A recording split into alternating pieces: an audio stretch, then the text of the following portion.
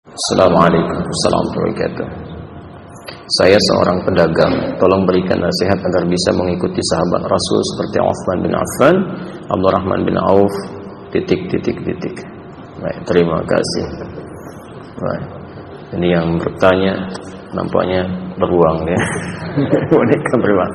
Alhamdulillah, beruang. Ya, orang yang ingin berdakwah lewat harta yang Allah titipkan. Caranya gampang.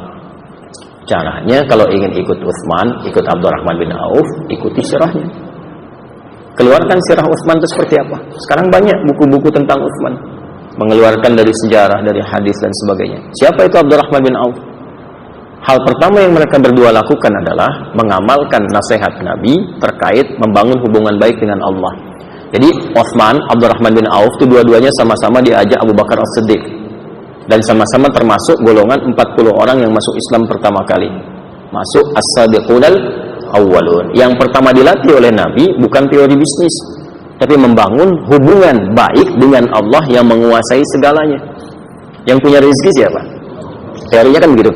Yang punya kemudahan solusi siapa? Allah. Pengentas kesulitan siapa? Allah. Sekarang Anda ingin mendapatkan limpahan rezeki, pengen bisnisnya lancar, nggak terjebak dengan kesulitan yang sulit diatasi, tapi jauh dari Allah, bagaimana itu bisa selesai?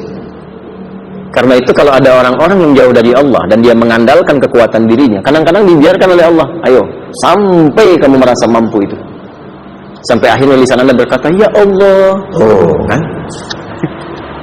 Ya, karena itu apa yang terjadi? Yang mereka bangun adalah hubungan baik dengan Allah dulu, perbaiki salat. Dicek di kitabnya At-Tibyan fi Adab Hamalatil Quran, Al-Imam An-Nawawi itu sampai merangkum kebiasaan Utsman bin Affan, Abdurrahman bin Auf, Tamim Ad-Dari. Apa kebiasaan mereka? Tidak pernah meninggalkan tahajud dan dekat dengan Quran.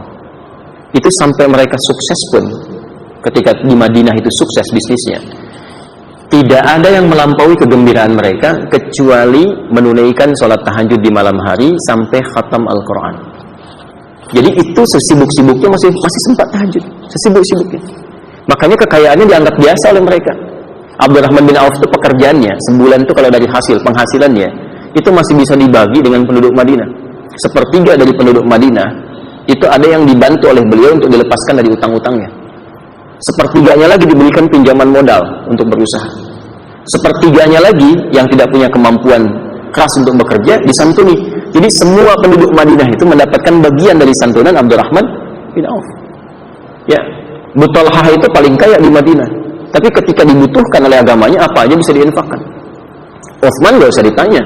Ya, aset-asetnya kalau perlu ada yang susah untuk masyarakat dibeli oleh beliau, diwakafkan. Itu kan kisah sumur itu, ya. Kisah kebun itu yang sekarang jadi penginapan yang viral itu pekerjaan mereka. Bagaimana itu bisa terjadi ketika hubungan dekat dengan Allah itu terjalin? Karena itu kalau kita ngaji Kitabul Buyu', bab tentang bisnis, sebelum nyampe ke sana kan dibuka dengan Kitabul Iman, Kitabul Ilmi, Kitabul Shalah. Imannya perkuat dulu, belajar ilmunya yang kuat, ilmu manajemen bisnis, ilmu dagang, supaya tahu bagaimana Islam memberikan spirit kepada perdagangan dan bisnis. Jangan menipu, jangan curang, ini strateginya. Bagaimana bikin objek kita mudah dikenali masyarakat, bagaimana orang senang dengan produk kita, bagaimana orang-orang itu melihat produk itu dengan hati, bukan sekedar dengan pikiran. Jadi begitu datang tuh udah nggak nawar lagi, itu ada. Ya, membangun trust teorinya bagaimana ada. Tapi setelah Kitabul Iman, Kitabul Ilmi, baru kemudian masuk kepada jembatan-jembatan yang kuat. Kitabul Shalah, salatnya isi. Kan nanti ada salat-salat tertentu yang mensupport kepada lapangnya rezeki, seperti salat duha. Tapi bukan berharap dengan salat itu ditarik ke dunia, bukan. Otomatis tuh kalau salatnya benar, Allah lapangkan rezekinya. Ada yang terkait dengan perlindungan. Jangan dikira bisnis ataupun bahkan berdagang akan sepi saingan.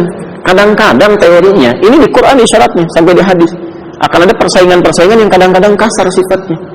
Ada yang ingin menjatuhkan, menyingkirkan, bahkan ingin menzalimi. Itu akan ditemukan. Ya, orang Yahudi itu kan dendamnya kepada Nabi saat di Madinah. Salah satunya karena faktor bisnis. Di ekonomi, Nabi membuat stabilitas harga supaya masyarakat mendapatkan keadilan sosial dalam konteks berekonomi, supaya stabil. Mereka bersikap monopoli tadinya. Sudah 600 tahun berhasil monopoli di sana, distabilkan lagi oleh Nabi, marah mereka. Ya, ketika marah itu merasa bisnisnya terganggu, padahal Nabi ingin menerapkan keadilan sosial pada masa itu. Maka dibuatlah kemudian makar-makar dan sebagainya, dibiayai orang-orang tertentu untuk menyakiti Nabi. Itu bisa terjadi.